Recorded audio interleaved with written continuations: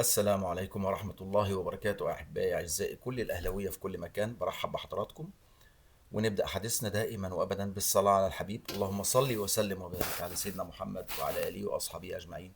اللهم انصر إخواننا في فلسطين، اشف مرضاهم، ارحم شهدائهم، ارحم أبي وجميع موتى المسلمين. طبعا الواحد ما كانش عايز يخرج أساسا بأي فيديو يتكلم عن هزيمة النادي الأهلي، الكارثة، الفضيحة اللي كانت امبارح أمام المصرية للاتصالات. وقلت مش هطلع اتكلم وخلاص وبتاع، وخلينا ايه، ساكتين، وخلينا حاطين اللي جوانا جوانا. ولكن ما قدرتش لحد دلوقتي، مش قادر انسى اللي حصل. مش عشان انهزمنا ولا عشان خرجنا من الكاس. معرض في كل بطولات الكؤوس في العالم كله، حتى في انجلترا والمانيا واسبانيا وكل ده، ممكن فريق كبير، فريق بطل، بيخرج من فريق تاني درجة تانية او في الدرجة الادنى. ما عنديش مشكلة خالص ان احنا اتغلبنا، ولكن المشكلة ان احنا انهزمنا. طب ايه الفرق يا عم بين اتغلبنا وانهزمنا؟ اتغلبنا، خسرنا في المباراة، ولكن انهزمنا من جوانا. انهزامية كانت غير طبيعية عند لعيب النادي الاهلي. مش دي اللعيبة اللي بتمثل النادي الاهلي. مفيش روح، مفيش اداء، مفيش رجولة، مفيش حماس. اللعيبة نازلة مفيش خالص، بتلعب كأنها اول مرة تلعب كورة، كأنها بتتعلم كرة القدم، كيف تلعب كرة القدم. بتعلم، مش عارف. طب ليه بتتلعب كرة القدم؟ عشان العك اللي احنا شفناه امبارح ده مفيش ولا لاعب عنده دم اولا. ما عنديش ولا لاعب عنده روح. مفيش ولا لاعب بذل 1% من جهد، ولا 1% عنده احساس بالتيشيرت بتاع النادي الاهلي. التيشيرت ده كبير قوي يا جماعة. النادي الاهلي اعظم نادي في الكون، مش كلام. ولكن تيشيرت النادي الاهلي وروح النادي الاهلي غايبة عن اللعيبة دي كلها. ما ينفعش ولا واحد من اللي كانوا بيلعبوا امبارح يرتدي تيشيرت النادي الاهلي. كبير عليهم كلهم، لعيبه يمكن الهواه يلعبوا احسن منهم. احنا لو لعبنا بالناشئين اقسم بالله كنا ادينا مباراه احسن من كده وكنا نقدر نفوز بالناشئين لو بنلعب بالشباب بس. ولكن في تقصير من مجلس الاداره. انا ما بهاجمش مجلس اداره ولا بهاجم الناس المسؤوله، ولكن لما يكون في حاجه غلط لازم نشاور عليها. احنا طول عمرنا بندعم الفريق، بندعم مجلس الإدارة، بندعم كل المسؤولين والمدرب واللعيبة لما يكونوا صح. إنما لما يكونوا غلط، ونشوف كل حاجة غلط امبارح، والمنظر ده اللي خلى العالم كلها، ده انت خليت الناس كلها تتريق علينا. ده انت خليت الصحف او المواقع الزملكاويه اللي هم اساسا مش قادرين يشيلوا راسهم من تحت التراب طلعوا يتريقوا علينا. خليت اسمه ايه ده، سرنجة والبوسة بتوع فاركو يطلعوا على الموقع بتاعهم يتريقوا علينا. خليت واحد زي هابد الهبدور ده، الغندور ده اللي المفروض على قناه محايده، يطلع يتريق علينا ويمسك التليفون: ايه يا ماما، الاهلي اتغلب، طب مش عارف ايه، مين اتصالات، طب اشحني لي خط ولا اشحني لي زفت على دماغه نت. خليت واحد زي ده يطلع يتريق على الكيان. خليت سرنجة والبوسة بتوع فاركو يطلعوا يتريقوا على الكيان. لا، يبقى انتوا كلكم ما تستحقوش انكم تكونوا موجودين في النادي الاهلي، ولا لعيب امبارح يستحق انه يكمل في النادي الاهلي. تعالى يا عم طاهر، اللي هو بيلعب مباراة ويظهر لك في مباراة كويس ويقعد سنة كاملة عليها. مفيش. آه، اعدي لك مين ولا مين؟ داري اللي جاي. داري ده جاي سياحة علاجية، جاي يتفسح في مصر ويشوف الأهرامات والمعبد والمتحف الجديد والكلام ده كله والمتحف الكبير، تمام، ويتعالج عندنا. جاي يقوم لك من إصابة لإصابة، إصابة لإصابة. سايبينه ليه لحد دلوقتي؟ إيه، أديله فرصة ليه؟ بأمارة ايه اديله فرصة؟ عمل ايه داري من ساعة ما جه؟ الا في مستشفيات علاج وسياحة وعلاج، ويقبض في الاخر كل شهر. ايه ده؟ في ايه؟ مين اللي هيتحاسب؟ مين اللي يتحاسب عن اللعيب ده اللي جه؟ مين اللي جاب اشرف داري وهو مصاب؟ مين اللي كشف ووقع الكشف الطبي في النادي الاهلي على اشرف داري؟ كل دول لازم يتحاسبوا، كل دول لازم يتحاسبوا. مفيش حاجة اسمها ايه يعني اخسر مباراة. هي الفكرة مش ان انا اخسر مباراة، الفكرة ان انا اظهر بالمنظر السيء ده. لعيبه بتقول لك انا ما خدتش فرصه، عايزه فرصه، خدتوا فرص، وجات لكم بكاس الرابطه وخدتوا فرص، وفي كاس مصر ادينا لكم فرص، بس انت مفيش، ما تستحقش الفرصه. الفرصه الواحده ما تستحقهاش، لان انتوا مش رجاله. معلش يعني مش رجاله في الملعب. عشان انا ما بغلطش في حد، انتوا مش رجاله في الملعب. انتوا مش رجاله زي رجاله النادي الاهلي لما يكون في 11 راجل في الملعب. انتوا ضربتوا ودمرتوا كل المقولات وكل الحقائق عن النادي الاهلي. الاهلي بمن حضر. انتوا حضرتوا؟ انتوا ما حضرتوش اساسا. الاهلي كان بيلعب بالناشئين وبيتالق وبيفوز. وهقول لك دليل دلوقتي على الكلام ده. الاهلي فوق الجميع، فوقكم كلكم بقى بالسلامه. انتوا لو كان في اداري مخطئ ولا اي حد متسبب في الكارثه اللي بتحصل، كله لازم يتحاسب. اللعيبه دي لازم تتغربل، لازم تمشي. اللي ما يشيلش تيشيرت النادي الاهلي ده في قلبه ويلعب بقلبه وباخلاص وبروح يمشي. ممكن ما يكونش حريف قوي، ولكن عنده روح واخلاص. عنده روح وعنده حب للفانيلا وعنده تفاني. اسال وائل جمعه كان بيعمل ايه في الدفاع. ايوه، كان نجم الدفاع في افريقيا كلها وما كانش حريف. اسال عماد النحاس كان بيعمل ايه في الدفاع وكان بيطلع ويهدف وكان بيلعب بروح ازاي. اسال الناس دي كلها. بلاش بلاش. تعالى يا كابتن محمود. كابتن محمود الخطيب، فاكر الماتش ده؟ اهو، اهو. مباراة الاهلي والزمالك 1985، اللي هو تمرد 16 لاعب من النادي الاهلي، من اللعيبه الكبيره حبت تعيش الدور وتتمرد وتتشرط على النادي. كابتن صالح سليم الله يرحمه، الاسطوره، قال لك اركن كل دول، اركن كل اللعيبه الكبيره دي، اركنهم. جاب شباب. شوف قدام مين عتاولة الزمالك، حسن شحاته وفاروق جعفر وغيره وطاهر والناس العمالقه اللي كانوا في الزمالك. صالح سليم قال لك هلاعبهم بالناشئين او بالشباب. كان لسه حسام حسن، ابراهيم حسن، مش عارف اسمه ايه، طارق خليل ولا ايه، خليل، طارق خليل، وغيره وغيره. لعيبه كانت لسه صغيره، ناشئين. وكانت مباراه قبل النهائي في كاس مصر، يلعبوا قدام العتاوله بتوع الزمالك في وسط جمهور الزمالك طبعا. كنا كلنا قبل المباراه، انا حضرت المباراه دي، شفتها، اتفرجت عليها. كنا كلنا قبل المباراه قلنا الاهلي هيتغلب 3-4. ولكن بالروح اللعيبه دي، وعايز تثبت نفسها بجد، وحاسه بتيشيرت النادي الاهلي بجد، وعايزه تاخد الفرصه بجد، قدروا يفوزوا على الزمالك 3-2. اهو، 3، منتهى الرجوله، منتهى الاصرار، 3-2 على نجوم الزمالك في العصر الذهبي. ادي الرجاله، ادي اللي يقدر حجم وقيمه تيشيرت النادي الاهلي. انما اللي موجودين دول كلهم عاله. انا اسف في اللفظ واسف في الكلمه، عاله فعلا على الفريق. احنا بنلعب ناقصين 11 لاعب، مش ناقصين طاهر بس اللي راح يتهور. يا راجل يا مؤمن، انت شايف قبليها محمد هاني قبليها بيوم في مباراة مصر وجنوب افريقيا عمل نفس الخطأ بتاعك ده. انت تقوم مرتين، يعني انت تدوس على رجل اللاعب مرتين، تاخد انذار اول وتتهور تاني وتاخد انذار تاني. ايه فين مخك، فين دماغك؟ والكرة في نص الملعب، كرة غير مؤثرة، زي كرة هاني برضو غير مؤثرة. تروح تكرر نفس الغباء، نفس الغباء، وتقول لي طاهر نجم ومش عارف ايه وبتاع. هو عشان جاب لي جون في ماتش هينام عليه 20 ماتش؟ عمر كمال جاب جون جميل وجون عالمي وجون رائع وكل حاجه، بس فين عمر كمال؟ عمر كمال بقاله سنه ما فيش.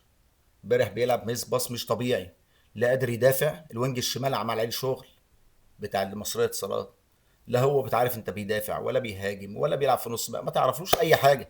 باك يمين على ما تفرج، يقعد ليه؟ باك شمال مفيش. يا راجل ده شكري اللي كان بيطلع نار مع سيراميكا الموسم اللي فات واللي قبله، جاي عندنا مش قادر يجري، مش قادر لا قادر ولا رفعه واحده طول المباراه. باك وينج شمال ولا باك شمال، ولا رفعه. الله يرحم ايامك يا معلول.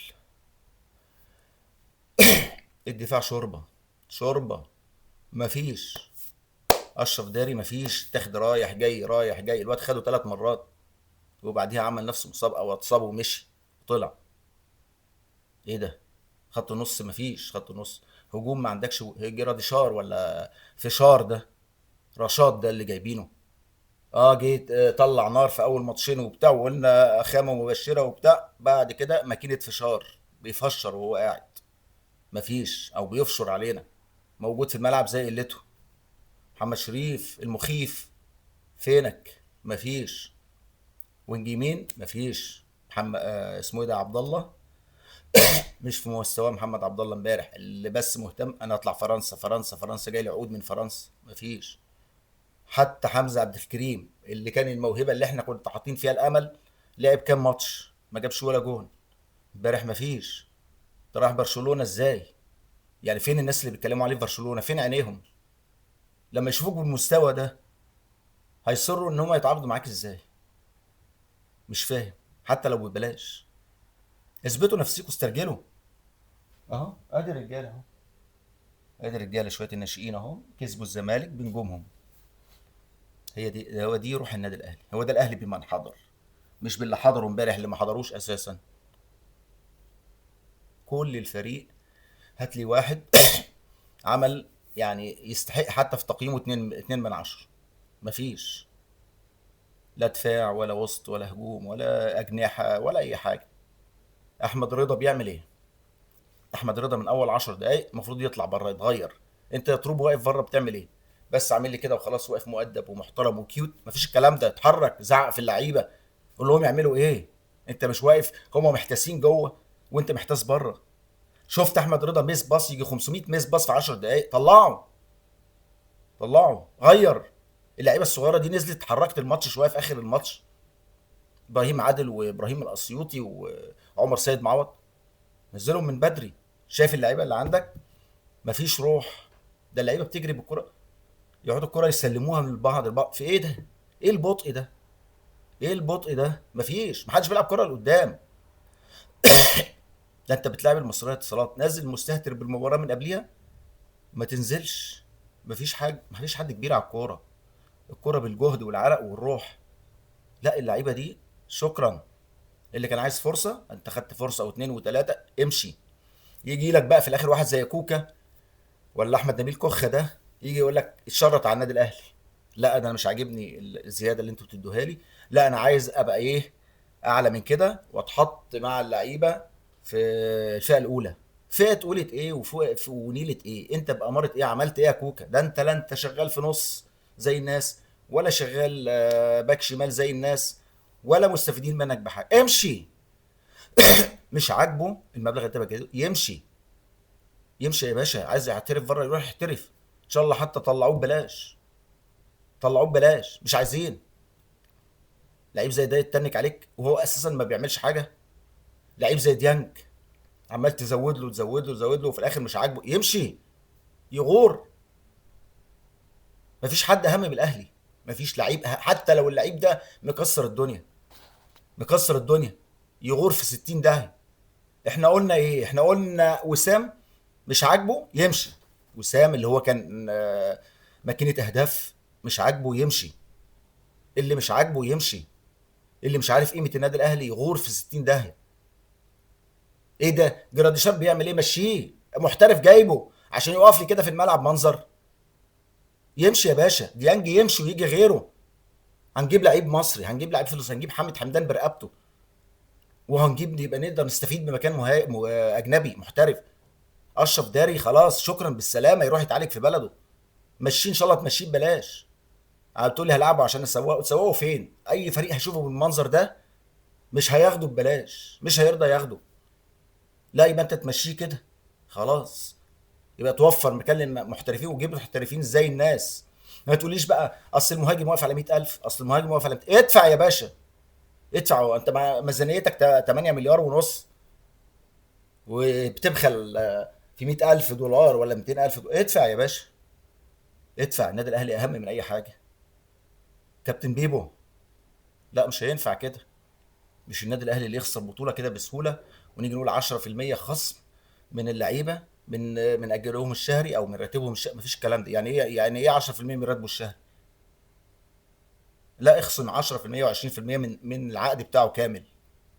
وبعدين استفدنا احنا ايه بالخصم؟ احنا كجمهور النادي الاهلي اتحرق دمنا ليه؟ ناس زي دي ملهاش اي لازمه تتريق علينا ليه؟ تخلي اللي يسوى واللي ما يسواش يتريق على النادي الاهلي؟ انتوا بتهرجوا يا جماعه. مفيش حاجه اسمها خصم 10%. اخصم من العقد السنوي بتاعه ومشيه. اللعيب الوحش مشيه. اللي مش شايل اسم النادي الاهلي ومش عارف قيمه النادي الاهلي يمشي. والله العظيم يمشي، مش عايزينه. ده انا العب بالناشئين احسن، اكرم لي واشرف لي. ايه، فريق كامل فاشل ما عندناش غير اللعيبه المحترفه وخلاص. طب اللعيبه المحترفه بتشارك مع منتخب مصر، ايه اضيع كل البطولات؟ وقلنا كاس الرابطه مش عايزينها.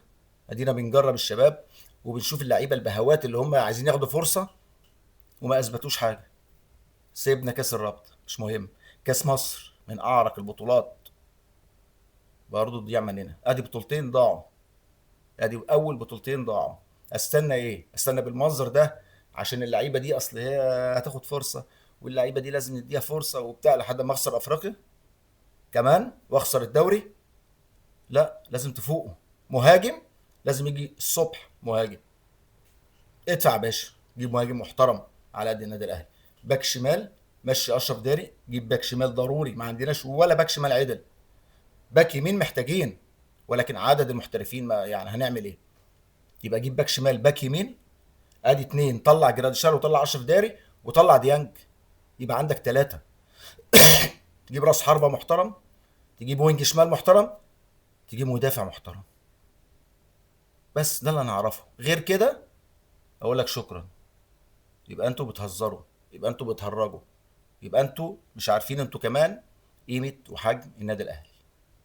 النادي الاهلي اكبر من ده كله.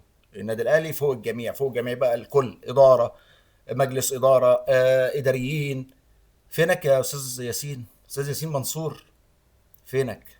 فينك من الصفقات وفينك من اللي بيحصل ده كله؟ انت مش حضرتك دلوقتي نائب الرئيس كابتن محمود الخطيب ربنا يشفيه؟ فين كابتن سيد عبد الحفيظ؟ كلنا استبشرنا خير بوجودك. ايه تكلم كابتن وليد صلاح دي اديلهم 10% خصم من راتب الشقه؟ مفيش الكلام ده يا باشا. مشي اللعيبه دي، مشيهم. جيب لعيبه غيرهم، جيب لعيبه محترمه. لعيبه تعرف اللي جاي ده عارف النادي الاهلي وعارف جماهير النادي الاهلي ما بترضاش بالخساره. اه ممكن نخسر مباراه اتنين ولكن ما نخسرش بطوله ونتهاون ونخسر اللي بعديها. مفيش الكلام ده. احنا كنا بناخد بطوله على راي كولر، يقول لك الجمهور بيطالبني بالبطوله الثانيه. ما بنحتفلش، ما بنلحقش نحتفل بالبطوله. عايزين البطوله اللي بعديها. هو ده النادي الاهلي. مش عارفين قيمه النادي الاهلي؟ بالسلامه كلكم. اللي ما يعرفش قيمه النادي الاهلي يمشي. اللي مش هيعرف يدير النادي الاهلي يمشي. احنا ما بنهاجمش حد، احنا بنحاول نصلح. عايزين تصلحوا؟ يبقى هو ده الكلام. مفيش لعيب اغلى من النادي الاهلي، مفيش لعيب اهم من النادي الاهلي وجمهوره. ولا ايه؟ اظن انا كده ايه طلعت اللي جوايا. وسامحوني على الانفعال، سامحوني على اي حاجه، ولكن فعلا النادي الاهلي محتاج تصحيح مسار من الاول. هد يا باشا وابني من جديد.